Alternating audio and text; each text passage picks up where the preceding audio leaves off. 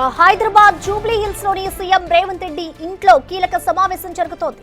CM Revanth రెడ్డితో deputy CM Bhatti Vikramarka, మంత్రులు ఉత్తమ్ కుమార్ రెడ్డి, కోమటిరెడ్డి వెంకటరెడ్డి భేటీ అయ్యారు. కాళేశ్వరం ప్రాజెక్టుపై పీసీ ఘోష్ కమిషన్ ఇచ్చిన తుది నివేదికపై చర్చిస్తున్నారు. రిపోర్ట్పై అధ్యయనం చేసిన తర్వాత దానికి అనుగుణంగా చర్యలు తీసుకునే అవకాశం ఉంది.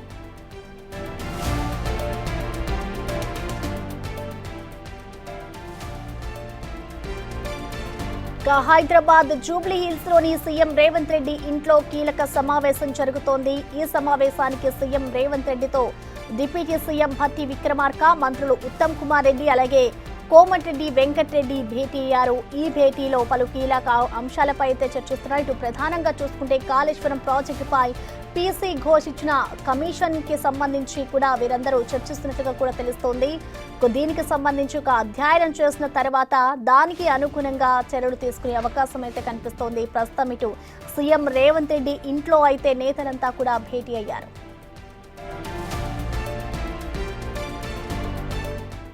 ఈ భేటీకి సంబంధించిన ఓవరాల్ డీటెయిల్స్ ని మా ప్రతినిధి వాసు అందిస్తారు. వాసు, చెప్పండి, ఇటు సీఎం రేవంత్ రెడ్డి ఇంట్లో అయితే సమావేశం జరుగుతోంది.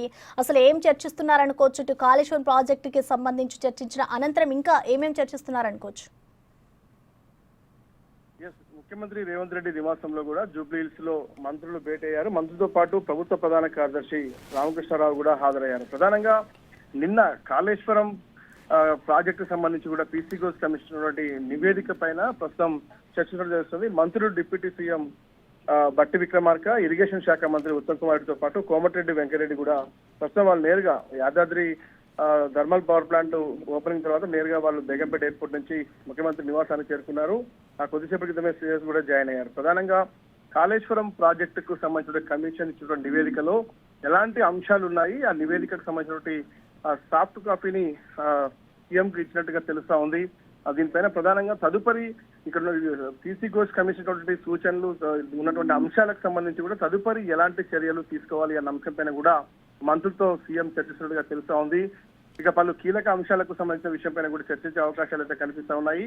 ప్రధానంగా మాత్రం ఈ రోజు భేటీకి సంబంధించి కూడా ముగ్గురు మంత్రులతో కూడా ఏదైతే ఇరిగేషన్ శాఖ మంత్రి ఉత్తమ్ కుమార్ రెడ్డికి సంబంధించి కూడా నిన్న వచ్చినటువంటి ఆ నివేదికలో ఉన్నటువంటి అంశాలపైన కూడా చర్చించే అవకాశం ఉంది. అయితే రేపు జరగబోయేటువంటి కేబినెట్ లో కూడా ఈ యొక్క అంశాన్ని ప్రస్తావించి ఆ తర్వాత తదుపరి చర్యలకు సంబంధించి అంటే కమిషన్ సూచించినటువంటి చర్యలకు సంబంధించి ఎలా చర్యలు ముందుకెళ్లాలి కమిషన్ నివేదిక మీద అన్న అంశంపైన కూడా ప్రధానంగా ముఖ్యమంత్రి నివాసంలో కూడా ఈ సమావేశం జరుగుతున్నట్టుగా మనకు సమాచారం అవుతుంది. ఇరిగేషన్ శాఖ ప్రిన్సిపల్ సెక్రటరీ రాహుల్ బొజ్జ కూడా హాజరైనట్టుగా మనకు సమాచారం అవుతుంది. ఇరిగేషన్ శాఖ అధికారులతో పాటు మంత్రులతో ముఖ్యమంత్రి కాళేశ్వరం కమిషన్ పైన మాత్రమే ప్రశ్న చర్చిస్తున్నట్టుగా మనకైతే తెలుస్తా ఉంది. ఎందుకంటే కేవలం ఈ గతంలో వచ్చినటువంటి నివేదికలకు సంబంధించి ఈ నివేదికకు సంబంధించి కూడా ఎలాంటి ఆధారాలతో కూడినటువంటి వివరాలు ఈ యొక్క కమిషన్ సేకరించింది, పూర్తిగా కూడా దీనికి ఎవరు బాధ్యులు అన్న అంశానికి సంబంధించి. ఎందుకంటే మేడిగడ్డ, సుందిల్లారం బ్యారేజీలకు సంబంధించినటువంటి ఆ ధ్వంసం కావడానికి గల కారణాలు ఏంటి,